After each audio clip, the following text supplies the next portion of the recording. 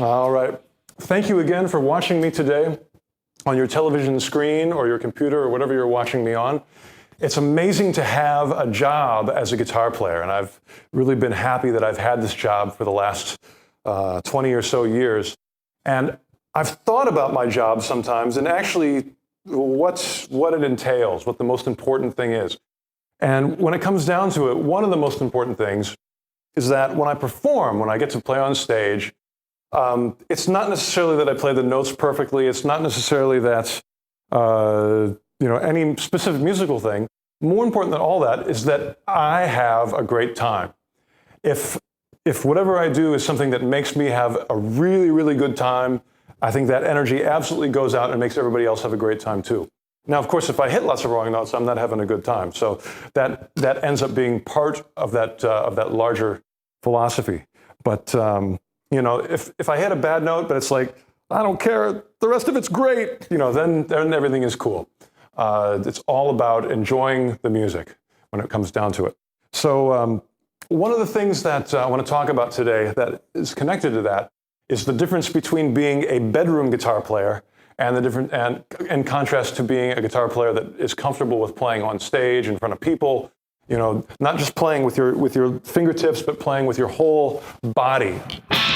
When I did a tribute to The Who last year, and to play those Pete Townsend parts, he absolutely does not play guitar with his hands. He plays guitar with his whole body, his back, his torso, his legs.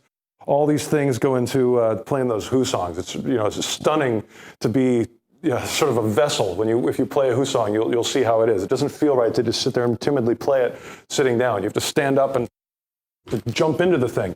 It's very high energy and it feels great and it really transmits to an audience.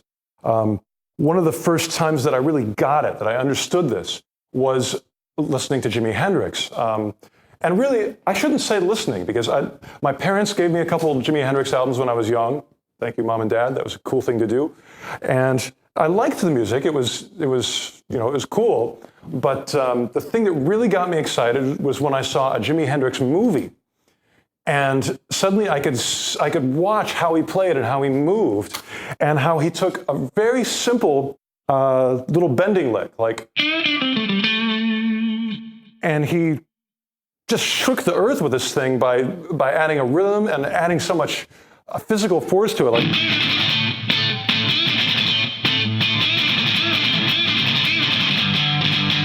And it had so much power to it. I went like, oh, that's it. That's why people keep talking about Hendrix.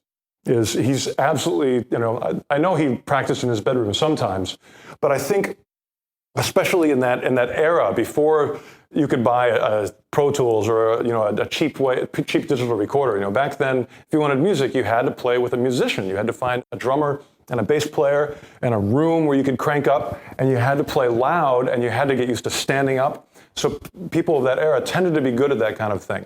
And so I encourage you to stand up, try to find a place where you can crank up with a drummer, even a bongo player. I actually did an instructional video recently where I did a bunch of jam sessions with bongos. And it was a blast, as long as there's any kind of rhythm. It doesn't have to be super loud. It just has to be another human being playing something rhythmic or melodic, or hopefully both, and playing together and getting that live groove and getting used to making a mistake and how to get over it. So, if every time you make a mistake, all you do is undo and play again, you don't learn how to deal with it mentally when you're on stage. So these things all iron themselves out and all become very easy if you just do it a lot. Like the original pioneers of rock, Jimi Hendrix, Pete Townsend, Eric Clapton, Jimmy Page, even Van Halen. When I think about Eddie Van Halen sitting in the basement with his brother playing, those two playing together, they're like an instrument, the two of them together, they're like, musical twins, and they sound so great together.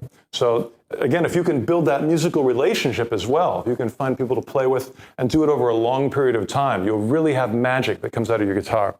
I'm trying to think of some specific guitar thing that I can show you to demonstrate this. I suppose, the simplest thing would just be to take, again, a note and doing it, to contrast the two things. To contrast, I'm going to play it very perfectly with the metronome.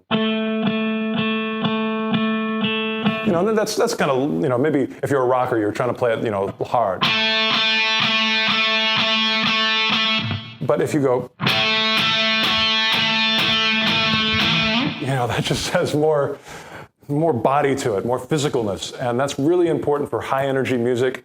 I'll give you one more thing. Whenever your neck goes up, your hand should go down. And vice versa. If your neck goes down, your hand should go up. And that sort of thing is great for us. But you're ending a song, or the opposite. So, trying to make the motion as big as possible. What else can I give you with that? When you end a solo, this could be a shred solo. This doesn't all have to be big, primitive guerrilla music. You could do some terrifying thing, but the last note of it, try to send that last note off physically. If you're going,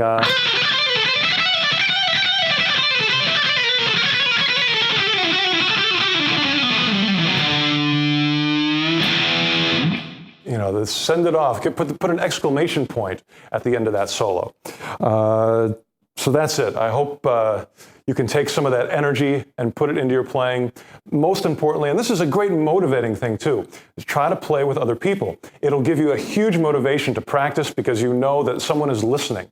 If you're in your bedroom and no one is listening, it's really easy to get bored, get tired of it, find something else to do. But if 7 o'clock, my drummer's showing up and I got to have this song ready. I've written an enormous amount of songs using that very specific motivation. So it's a great songwriting tool. It's a great performance tool. Get other human beings involved and have everyone listen. It'll be a glorious thing, and that will build your rock and roll skills.